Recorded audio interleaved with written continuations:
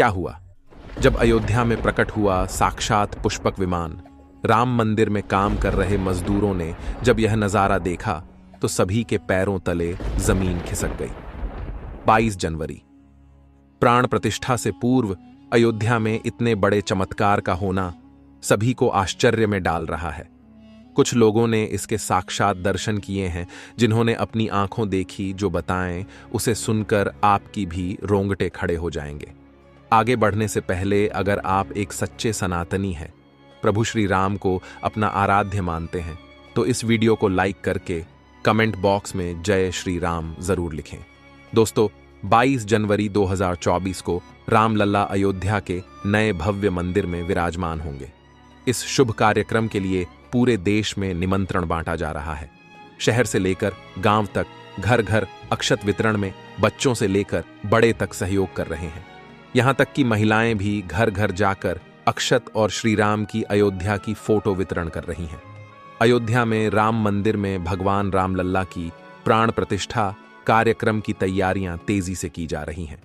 इस कार्यक्रम को बेहद भव्य बनाने के लिए कोई कसर नहीं छोड़ी जा रही है।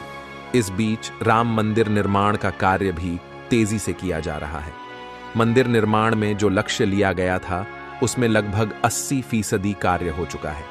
70 खंभों पर मूर्तिकारी का काम चल रहा है। पिछले दिनों त्योहार की वजह से ये धीमा पड़ गया था, लेकिन अब वो भी तेज गति से पूरा हो जाएगा। निर्माण कार्य जल्द से जल्द पूरा करने के लिए सभी मजदूर रात दिन मेहनत कर रहे हैं। लेकिन 10 जनवरी की रात कुछ ऐसा चमत्कार हुआ जिसे देखकर सभी मजदूरों के होश उड़ गए।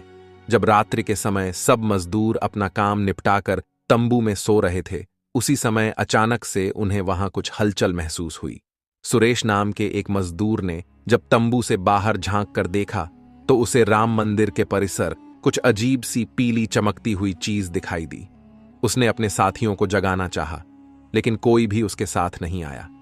जब हिम्मत करके सुरेश जब राम मंदिर परिसर में पहुंचा तो वहां का नजारा बहुत चौंकाने वाला था, क्योंकि वहां पर उसे एक बहुत ही दिव्य चमत्कारिक विमान दिखाई दिया, जिसका आकार मोर के समान था, जो दिखने में काफी सुंदर और तेज से परिपूर्ण था, जो कि राम मंदिर परिसर में पिछले क्षेत्र में उतर रहा था।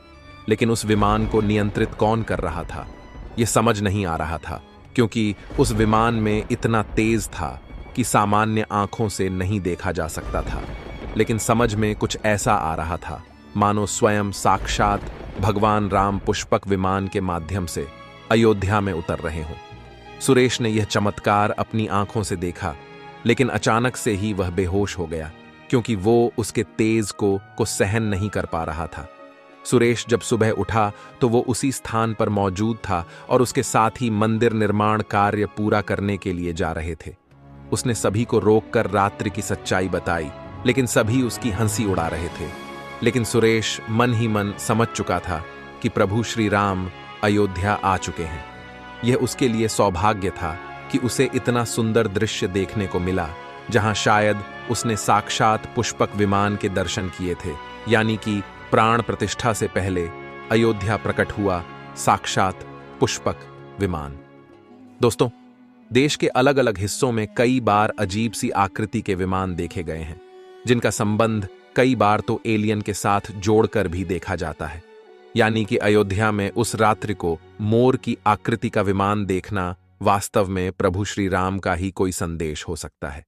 लेकिन क्या यह विमान सचमुच में पुष्पक विमान है? इसकी आखिर क्या गारंटी है? इसे समझने के लिए हमें पुष्पक विमान के रहस्य को अच्छे से जानना पड़ेगा, जिसे समझकर आपको यकीन होगा कि अयोध्या में पुष्पक विमान का प्रकट होना कलयुग का सबसे बड़ा चमत्कार है। रामायण पुष्पक विमान का जिक्र है, जो पहले कुबेर के पास था। इसके बाद रावण ने उसे अपने सौतेले भाई कुबेर से लंका समेत बलपूर्वक हथिया लिया था। फिर रावण इसी के जरिए कहीं भी आता जाता था। रावण को हराने के बाद ये विमान श्री राम के पास आ गया। वो जीत हासिल करने के बाद इसी विमान के कहीं जगह होते हुए अयोध्या पहुंचे थे। रावण ने इसी के जरिए पंचवटी आश्रम से सीता का हरण किया था और उन्हें उस पर बिठाकर लंका ले गया था। कहा जाता है कि पुष्पक विमान आज के विमान की तरह था। पुष्पक विमान के जरिए रावण हवाई मार्ग से सफर किया करता था। रावण को मौत के घाट उतारने के बाद उसी विमान के जरिए प्रभु श्री राम, माता सीता और लक्ष्मण लंका से अयोध्या लौटे थे। रामायण में जिस तरह से पुष्पक विमान का जिक्र मिलता है, उससे तो यही लगता है कि ये आज के हवाई जहाज की तरह था, लेकिन तकनीक के मामले में मॉडर्न एरोप्लेन से कहीं आगे था।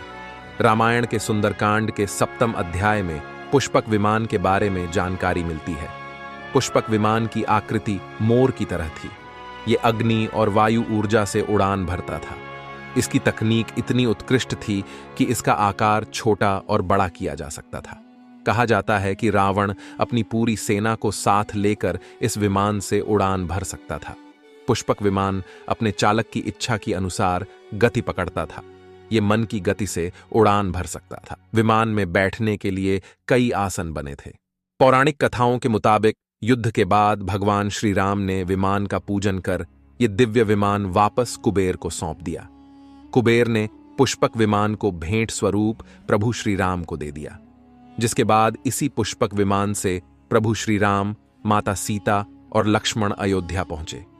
अब दोस्तों, कई हजारों सालों बाद एक बार फिर जब भव्य राम मंदिर का निर्माण हुआ है, तो प्रभु श्री राम अपने भाई लक्ष्मण और मां का सीता के साथ एक बार फिर से अयोध्या धाम पहुंच रहे हैं। वह भी अपने इसी पुष्पक विमान पर, जिसका नजारा वहां के मजदूर अपनी आंखों से देख चुके हैं। रामायण के प्रसंग में कहा गया है कि जब माता सीता को हरण करके रावण ले जा रहा था, तो रास्ते में जटायु ने अपने चोंच से रावण को चोट पहुंचाई थी। उस समय रावण पुष्पक विमान में ही मौजूद था। इसके बाद रावण ने तलवार से जटायु को लहूलुहान कर दिया था। जटायु घायल होकर जमीन पर गिर गए। जब सीता को खोजते हुए राम पेड़, पौधे और पक्षियों से पूछते जा रहे थे, तो रास्ते में घायल जटायु से मुलाकात होती है। मरणासन्न पड़े जटायु ही राम को बताते हैं कि रावण सीता को हरण करके किस दिशा में गया है। लेकिन जब साक्षात प्रभु श्री राम पुष्पक विमान में अयोध्या आ चुके हैं, तो भला उनके परम भक्त जटायु कैसे पीछे रह सकते हैं। अयोध्या में रामलला की प्राण प्रतिष्ठा से पहले जनपद की सीमा में गिद्धों का झुंड दिखाई दिया है। स्थानीय लोग इसे गिद्धराज जटायु से जोड़कर देख रहे हैं। वे इसे शुभ संकेत भी मान रहे हैं। मिल्कीपुर तहसील क्षेत्र के गांव धरोली में पिछले 10-12 दिनों से गिद्धों का झुंड वास कर रहा था। हालांकि उस गांव से गिद्ध उड़ गए हैं, लेकिन अयोध्या की सीमा में यहां वहां दिखाई दे रहे हैं। गांव वालों का कहना है कि पिछले 20 वर्षों से हम लोगों ने इलाके में गिद्ध नहीं देखे। अब जब राम मंदिर बन रहा है, तो इस गांव में लगभग 50 की संख्या में गिद्ध आकाश में दिखाई दे रहे हैं। उनमें से 10-12 गिद्ध गांव में ही सेमल के पेड़ पर वास कर रहे थे। गिद्धों के दिखने की घटना को ज्यादातर लोग राम से जोड़कर देख रहे हैं और शुभ संकेत भी मान रहे हैं। 22 जनवरी को होने वाले प्राण प्रतिष्ठा के समारोह में देश के प्रधानमंत्री नरेंद्र मोदी ने देश विदेश की कई महान हस्तियों को निमंत्रण दिया है। लेकिन आपको जानकर हैरानी होगी, नेपाल में भी कुछ विशेष लोगों को समारोह में आने का निमंत्रण दिया गया है। इसके पीछे का रहस्य जानकर आपके भी होश उड़ जाएंगे, क्योंकि नेपाल को भगवान श्री राम का ससुराल कहा जाता है। क्योंकि नेपाल एक समय पर जनकपुर धाम था, जहां के राजा थे राजा जनक, और उनकी पुत्री मां सीता वहीं पर भूमि में से प्रकट हुई थी। जनकपुर धाम, जिसे मिथिला भी कहा जाता था। मिथिला संस्कृति में यह मान्यता है कि जब बेटी का गृह प्रवेश होता है, तो उसके मायके से तोहफा और अन्य सामग्री भिजवाई जाती है। इसी परंपरा के मुताबिक जब प्रभु राम का मंदिर में गृह प्रवेश होगा, तो सीता जी की ओर नेपाल से अयोध्या उपहार आ रहे हैं, जिसे भार यात्रा का नाम दिया गया है।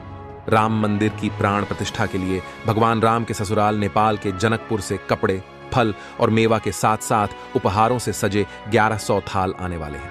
इसमें आभूषण, बर्तन, कपड़े और मिठाइयों के अलावा भार भी आएगा, जिसमें 51 प्रकार की मिठाइयां, दही, मक्खन और चांदी के बर्तन शामिल होंगे। 22 जनवरी को प्राण प्रतिष्ठा समारोह होने वाला है। इसके लिए श्री राम जन्मभूमि तीर्थ क्षेत्र ट्रस्ट की तरफ से भगवान राम की ससुराल नेपाल के कई गणमान्य लोगों को निमंत्रण पत्र भेजे गए हैं। दोस्तों, आज हम राम मंदिर को बनते हुए देख रहे हैं। यह हमारा सौभाग्य है। लेकिन इस भव्य राम मंदिर के बनने में कई हजारों कारसेवकों और राम भक्तों का बलिदान छुपा है। उस समय आक्रमणकारियों ने काशी, मथुरा के साथ ही अयोध्या में भी लूटपाट की और पुजारियों की हत्या कर मूर्तियां तोड़ने का क्रम जारी रखा। लेकिन 14वीं सदी तक वे अयोध्या में राम मंदिर को तोड़ने में सफल नहीं हो पाए, क्योंकि हर बार राम मंदिर और अयोध्या की रक्षा करने के लिए आसपास के राजा मदद भेज देते थे। हजारों साधुओं ने भी मंदिर की रक्षा के लिए अपने प्राणों की आहुति दे दी।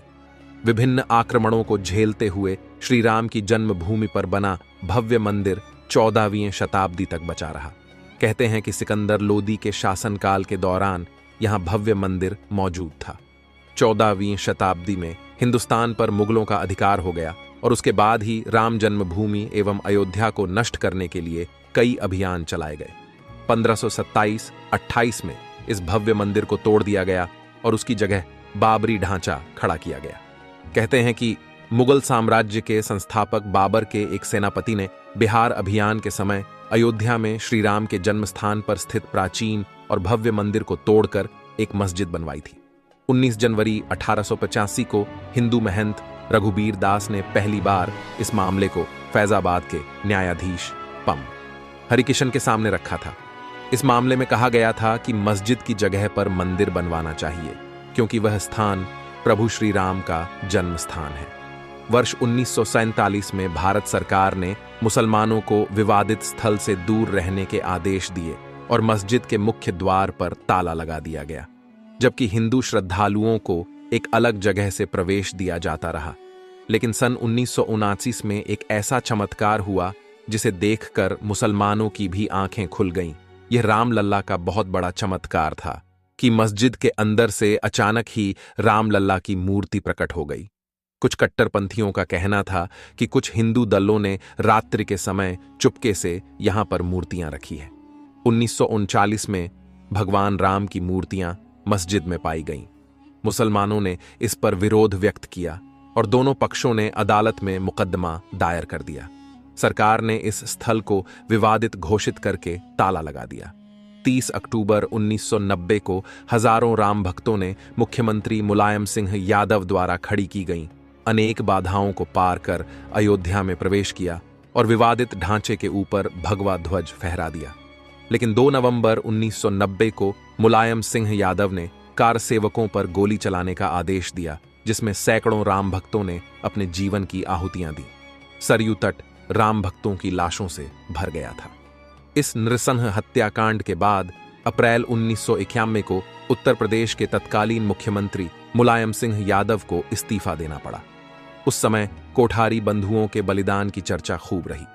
दिसंबर 1992 को जब विवादित ढांचा गिराया गया, उस समय राज्य में कल्याण सिंह की सरकार थी। उस दिन सुबह करीब 10:30 बजे हजारों लाखों की संख्या में कार सेवक पहुंचने लगे। दोपहर में 12 बजे के करीब कार सेवकों का एक बड़ा जत्था मस्जिद की दीवार पर चढ़ने लगता है। लाखों की भीड़दाश को संभालना सभी के लिए मुश्किल हो गया। दोपहर के 3:40 पर पहला गुंबद भीड़ ने तोड़ दिया और फिर 5 बजने में जब 5 मिनट का वक्त बाकी था, तब तक पूरे का पूरा विवादित ढांचा जमींदोज हो चुका था। भीड़ ने उसी जगह पूजा अर्चना की और रामशिला की स्थापना कर दी। मुख्यमंत्री कल्याण सिंह का साफ आदेश था कि कार सेवकों पर गोली नहीं चलेगी। इस महान कल्याण सिंह जी को हम शाश्वत प्रणाम करते हैं। दोस्तों, राम मंदिर को बनता हुआ देखना सौभाग्य है, लेकिन जब भी हम इसके पीछे हजारों हिंदुओं का बलिदान देखते हैं तो हमारी आंखें नम हो जाती हैं। इस पूरी वीडियो को देखने के बाद आक्रमणकारियों के लिए आपकी क्या विचार है, इसे कमेंट बॉक्स में जरूर बताइएगा। हमारे महान शहीदों के लिए आपकी श्रद्धांजलि नीचे कमेंट बॉक्स में जरूर दीजिएगा। कोई भी बात अच्छी लगी हो तो